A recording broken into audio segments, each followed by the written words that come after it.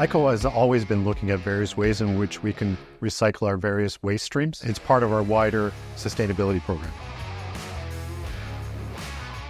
It's a fairly simple process. There's 4 steps. First, we take our full shingles and we shred the material down into a size that we're able to manage. Step number 2 is we introduce it into a primary hammer mill where we further reduce the size of the material. Step number 3 is we introduce the material into a secondary hammer mill where we reduce the size further. We're also removing those raw materials that we're not able to recycle.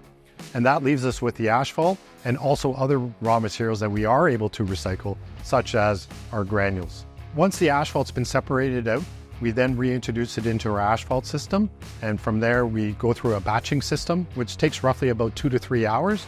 And then we reintroduce it back into our production line. The system has been designed to recycle up to 150 tons of material every day.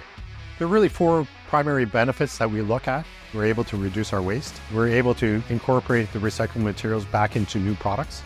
We're able to reduce our need for new virgin raw materials.